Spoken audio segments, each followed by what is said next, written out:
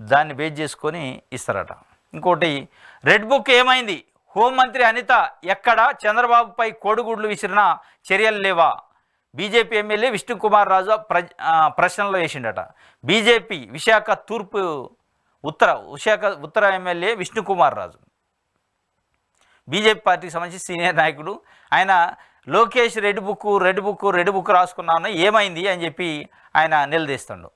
చంద్రబాబు నాయుడు గారి పైన కోడిగుడ్లు విసిరిన వ్యక్తుల్ని ఎందుకు వదిలిపెట్టారు, ఎందుకు చర్యలు తీసుకోవట్లేదు అని ఆయన ప్రధానంగా రెడ్ బుక్ ఏమైంది అని ప్రశ్నిస్తున్నాడు. ఏంది దీన్ని వెనకున్న మతలబ్ అంటే, ఈయన పైన కాంటెస్ట్ చేసి ఓడిపోయిన, గతంలో ఈయన పైన గెలిచిన వ్యక్తి ఆయన వైఎస్ఆర్సీపీకి సంబంధించి ఆయన పైన ఎందుకు చర్యలు తీసుకోవట్లేదనే విషయం కోసం ఆయన తీసిండు. అంటే ఈ రెడ్ బుక్ అనే దాన్ని రకరకాలుగా వాడుకుంటున్నారు. ఎవరికి ఇష్టం వచ్చినట్టు వాళ్ళు రెడ్ బుక్ అనే ఆ కాన్స్టిట్యున్సీలో వాళ్ళకి ఆపోజిట్గా ఉన్న లీడర్ పైన ఏం చేశారు రెడ్ బుక్ అనే పరిస్థితుల్లో ఇక విష్ణుకుమార్ రాజు, ఆయన పేరు కూడా రాజే, ఈయన పైన ప్రధాన ప్రతిపక్షం అంటే వైఎస్ఆర్సీపీ నుంచి కంటెస్ట్ చేసి ఈయన పైన ఆయన ఓడిపోయాడు. ఆ రెడ్ బుక్లో ఆయన పేరు కూడా ఉంది కదా, ఎందుకు చర్యలు తీసుకోవట్లేదని విష్ణుకుమార్ రాజు గారు అడుగుతున్నాడు. ఇక ఆయన లక్ష్యం అంతా వేరే ఏం లేదు, ఈయనకి ఎవరైతే కంటెస్ట్ చేశారో ఆయన పైన మీరు ఎందుకు చర్యలు తీసుకోవట్లేదు అనే దానికోసం ఆయన పేరు రెడ్ బుక్. ఇగో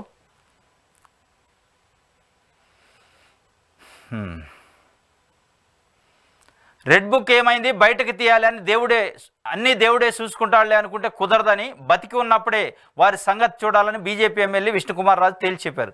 ఎయిర్పోర్ట్లో తెలుగుదేశం పార్టీ అధినేత చంద్రబాబు నాయుడును అడ్డుకున్న వాళ్ళని ఏం చేశారు, ఆయనపై చెప్పులు విసిరిన వారిపై చర్యలు తీసుకోవాలిగా అని డిమాండ్ చేశారు.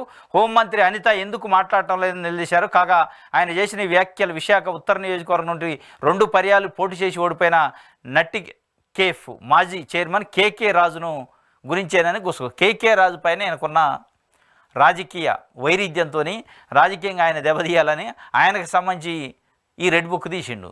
అంటే విష్ణుకుమార్ రాజు కేకే రాజు కోసం, ఇంకొక రాజు కోసం, ఇంకొక రాజు కోసం ఈ రెడ్ బుక్లు. మీకు రెడ్ బుక్ ఏమైంది, రెడ్ బుక్లో పేర్లపైన చర్యలైంది తీసుకోవడానికి కాదు మిమ్మల్ని గెలిపించింది. ఏపీలో ప్రజలు అభివృద్ధి కోసం, సంక్షేమం కోసం వాళ్ళ గురించి ఏదైనా మాట్లాడతారని మిమ్మల్ని గెలిపించారు.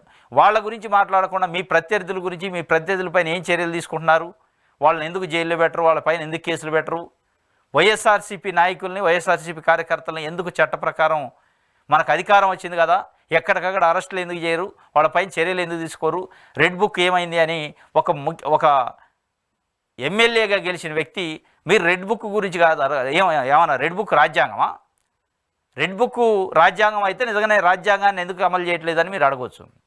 మీరు అడగాల్సింది మనం ఏం హామీలు ఇచ్చినాం, సూపర్ 6 సంగతి ఏంది, మనం ఇచ్చిన పోలవరం నిర్మాణం సంగతి ఏంది, అమరావతి సంగతి ఏంది, విశాఖ ఉక్కు ఫ్యాక్టరీ ప్రైవేటీకరణ కాకుండా మీరు ఏం చర్యలు తీసుకుంటున్నారు, రాష్ట్రానికి ప్రత్యేక హోదా గురించి ఏంది, నిరుద్యోగులకు ఉద్యోగాల గురించి ఏంది, నిరుద్యోగ భృతి గురించి ఏంది అనేది అడిగితే ప్రజలు సంతోషపడతారు.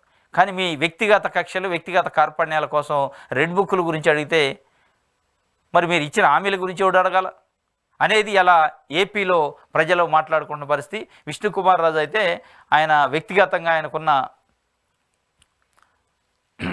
రాజకీయ శత్రుత్వాన్ని అధికారాన్ని అడ్డం పెట్టుకొని వాళ్ళపైన శత్రుత్వం తీసుకోవడానికి చూస్తుండు.